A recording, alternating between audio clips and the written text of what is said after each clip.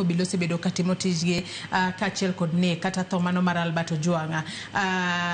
Wanyalo wacho ni John Mukwana makoro ne ogolo maling' makoro wanyalo wacho ni sani koro nyalo bedo ni okelo lokruok moro kata nyalo kelo pogruok moro e bura mano mar nek mano mar Albert Ojwang. Wanyalo wacho wakili nyaka sani koro waneno ka ne statement mano golo mokwongo opogore gi mano mane koro ogolo machielo. Matende ni mokwongo cha ne giwinjore ni nitiere kaka gi cover up kata kamano cover up makamano nyalo bedo ni nitiere gik mok no dhi kare makoro Mukwana wacho ni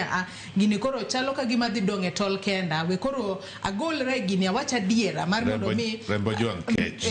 nyalo bedo ni Rembo Ojwang kech ga diera mar mondo mi koro owacha diera chiwo conflicting statements makamano mokwongo ero no riambo mar ariani wanyalo wacho no wacha diera nikech pod wakia moko nyalo tuch gi machielo ni oyo no ken kama koro en kamae bende nyalo miyo bedo state witness madende ni ene makoro obedo janeno nikech nyaka sani koro dwaro ni omiye state witness protection matende ni piny owacho chiwne arita makare kaka jal makoro ng'eyo gima notimore adiera ewi tho mano mar Albert Ojwang. Bende nyalo miye arita makare kod piny owacho kaka jal mabro bedo ka golo no kose golo statements ariyo mopogore koro kete kamarach. Aparo ni nitie kama onego wayiere achiel ne nitie conspiracy mar tudruok mar ji mondo megi wachni kochakra from the DCI kaka gibiro achiel nitie gima gitime station ka magalagala kaka jakedo ratiro mar oganda for so long osemaka gobila ka kedo ni ratiro mar oganda to ang'eyo treatment matimore police station moro ma gimiyo Ojwang kae bwoga ni gimiye sim seche moko mondo goch ni ji ariyo goch no siepne moro to goch ni minode mama ok timre kobila kata mana mari wuon simbi wuon mondo donjo go ni kiai donjo go station ok nya timore in ngama donjo ga jati wuotho piyo especially gi ketho manyo donjo nego ni oyanyo ngama duong ayanyo nogo no be pok waneno koro mae ochako ngisowa ni nitie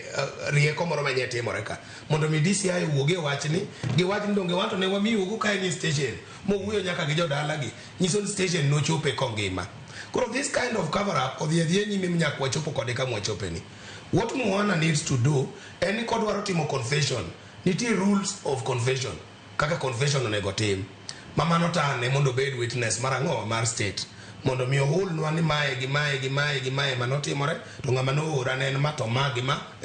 kama nwa chope because otherwise wabro luora kuom jogi duto to wawe the bigger fish ema mi podana rama wuon ni chung tenge ok konyo koromo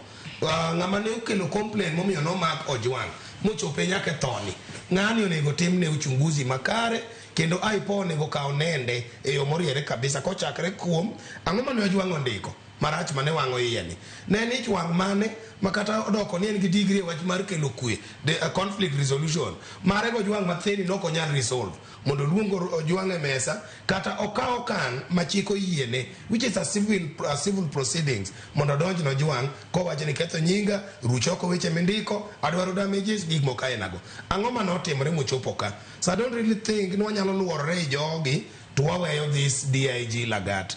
gisani kaponi ODPP or recommend ni mondo Mukwana ni obeda witness then definitely he has to be protected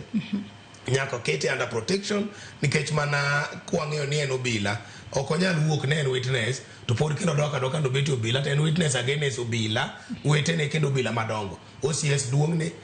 DIG koro duongne malich moloyo and mae pod bro kete kamarach nya neno nyoro ka ODPP be kwayo moro modhiera ni mondo OCS talam ningi manani kamarach niko wewe oko nto koro security mare inyalo hinyre nikoro giparo ni mondo bedi station obila wigi wili ketho magi yalen ketho mar ng'amu ne station obila koro kendo giwacho ni station obila kama nitie arita maber owinjo koro bed ni gitimo ni makoro talamu nego bedie which is a very big contradiction nikech gimiyalo ne ng'amu ne station obila kama ne waparo ni ng'ato nyalo bede gi kwe moromo to kanye monegi Ojwang koro gichako giwacho ni kendo ng'ama donjne ni kama nyalo yude kwe maber ni mondo lorne kapod itimo uchunguzi kiandalo 21 so waparo ni gima onego tim gi kora onego be ni gingi ODPP or decide whether Mukwana ni ok gidwa donjo ne mondo bed shahidi to ko bedo shahidi to kete under protection mondo wach duto manotimre gi joma nen kagi ke joka be nyane no kagi semako achije moko mane ni sel which again is a contradiction